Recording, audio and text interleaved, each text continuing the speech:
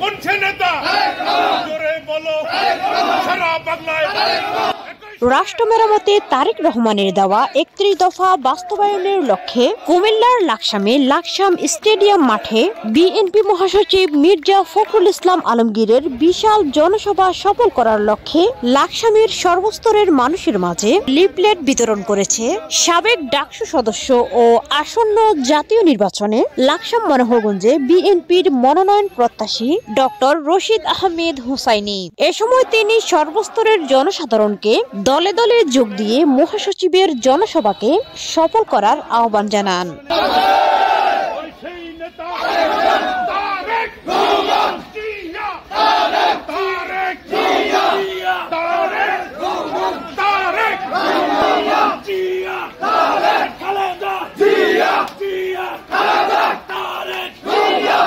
আনন্দ মিছিল ও লিফলেট বিতরণ শেষে সংক্ষিপ্ত বক্তব্য রাখেন তিনি।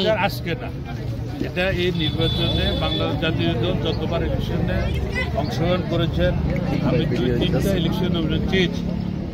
আর যেহেতু তখন ইলেকশন করার মধ্যে সেই ক্যাপাবিলিটি, সে বয়স এবং পরিস্থিতি ছিল না, হয়তো দল আমাকে মনে করেছে ওই সময় আমি ইলেকশনের যোগ্য নয়, যার কারণ দল আমাকে ওই সময় দেয়নি।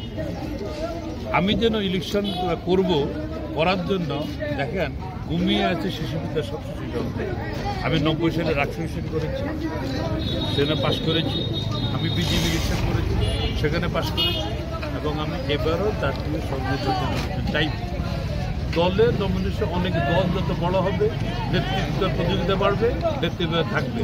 এবং আমি মনে করি 100 জন লোক নমিনেশন দেওয়ার মতো যোগ্যতামূলক লাকসামে আছে। কারণ জাতীয় সংসদ নির্বাচনে নমিনেশন চাওয়ার জন্য যে ক্যাটাগরিটা, এই ক্যাটাগরিতে অনেক পড়ে যায়। লাকসাম অনেক লোকে আছে, আমিও চাইব। আমি মনে করি এই লাকসাম মনোহরগঞ্জে আমাদের তারুণ্যের অহংকার জনাব তারেক রহমান, ওনারা যে চিন্তা চেতনা এবং দলীয় যে দৃষ্টিভঙ্গি, এই দলীয় দৃষ্টিভঙ্গিতে আমি অনেক দূরে গিয়ে আছি। কারণ আমি ছাত্রদল থেকে 1984 সাল থেকে প্রথম আমি 27 সেপ্টেম্বর এই জাতীয়বাদী রাজনীতি করতে গিয়ে, ছাত্রদল করতে গিয়ে সেই টিকাডলি থেকে আমি প্রথম যে কারাবরণ করি, ওখান থেকে রাজনীতি শুরু করে অদ্যাবধি আমি ডাকসু ইলেকশন করেছি, পাশ করেছি। আমাকে তৎকালীন বেগম খালেদা জিয়া এবং আমাদের মহাসচিব ব্যারিস্টার সালাম তালুকদার ওনারা নমিনেশন দিয়েছে, আমি ইলেকশন দিয়ে পাশ করেছি। এবং এবার আমি মনে করি যেহেতু আমি ছাত্রদল করেছি, যুবদল করেছি, বিএনপির সাথে আছে, দলে কোনো আবিষ্কার হয়ে যায়, দল থেকে কোনোদিন বহিষ্কার হয়ে নাই, দল কোনোদিন সংস্কার হয়ে যায় নাই। আমি দলের সাথে ছিলাম, আছি এবং থাকবো। আমার রাজনীতি ছাত্রদল থেকে, যুবদল থেকে ইনশাআল্লাহ আমি মনে করি দল সঠিক সিদ্ধান্ত নিবে এবং আমাকে নমিনেশন দিবে। আমি নমিনেশন করে শতভাগ আশাবাদী। এ সময় তিনি লিফলেট বিতরণ সম্পর্কে সাংবাদিকদের প্রশ্নের জবাবে বলেন, লিফলেট বিতরণ করার মানে হচ্ছে তারেক রহমান ডাক দিয়েছে রাষ্ট্র সংস্কারের ৩১ দফা শুধু বিএনপির নেতাকর্মীদের মধ্যে নয়, সর্বস্তরের জনগণের মাঝে এই বার্তা ছড়িয়ে দেওয়া আমাদের দায়িত্ব। আজকে লিফলেট বিতরণ আসলে তারেক রহমান ডাক দিয়েছে রাষ্ট্র সংস্কার ৩১ দফা, সেটা শুধু বিএনপি নেতাকর্মী নয়, সর্বস্তরের জনগণের মাঝে ওনারা ডাককে ছড়িয়ে দেওয়ার জন্য।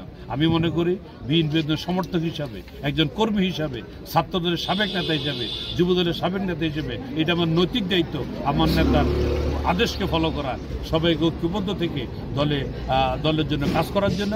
এবং সামনে 20 তারিখে যদি প্রোগ্রাম হয়, আমরা প্রোগ্রামকে সফল করার জন্য সবাইকে উদাত্ত আহ্বান জানাই।